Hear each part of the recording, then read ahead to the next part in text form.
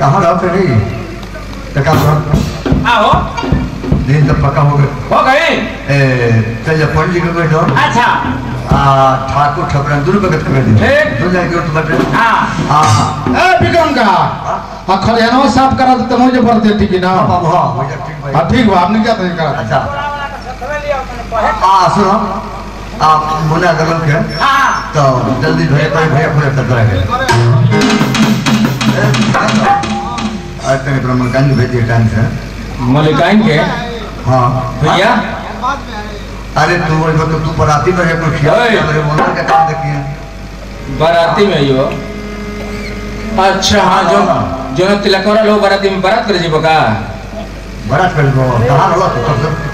कोल लेकर सब कुछ करनी। हां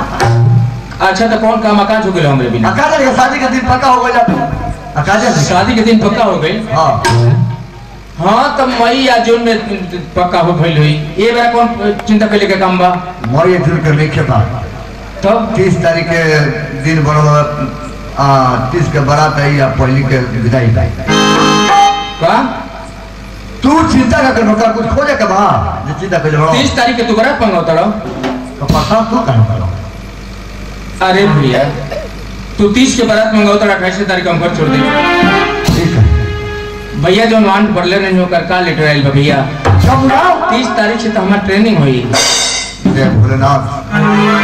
शादी के तो खुशी रहा कहो बाकी वो सब बहुत खुशी सुना चला हमके लेकिन तू तो हमके बहुत पढ़न दुख के बात सुना चला इन दुख के बात बा तो ही सोचा अगर ये बात चंदवा सुनी तो ओकरे दिल पर का बीती हमके बदवा दी गाली दी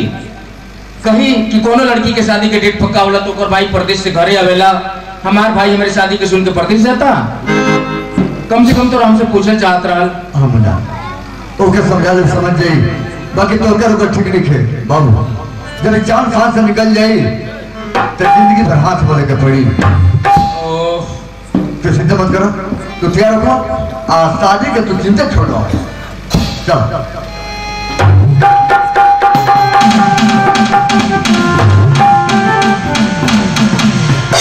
भैया तो कहते हुआ कि चंद्र सुंदर दीपक काफी थी भैया सही बात का हर भाई सोच ले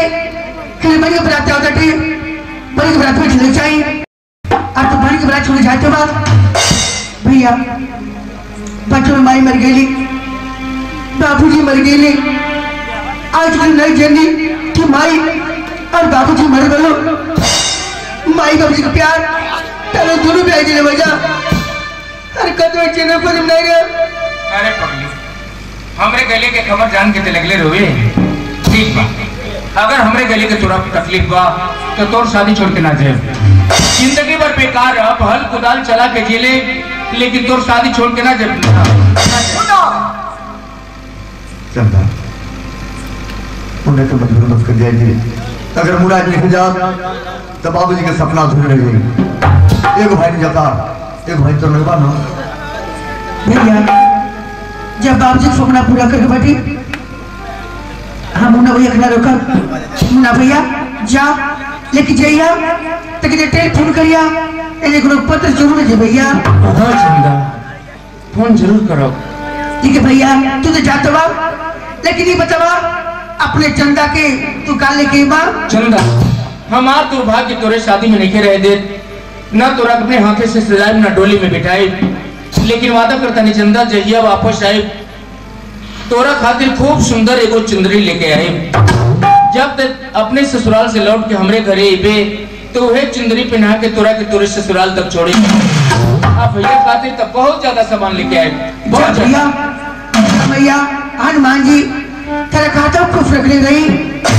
अपने चंदा के आशीर्वाद चंदा ऊपर वाला तोरे जीवन के बगिया में हमेशा बाहर रखिए भैया हम तो जाते हैं लेकिन अपने दरवाजा पर आवे वाला मेहमान लोगन की सेवा में समर्पित हो जाइए 2-4 कट्ठा बचल बा भले बिक जा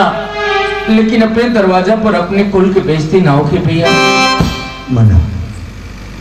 इनकी चिंता तो मत करो आप ख्याल रखिए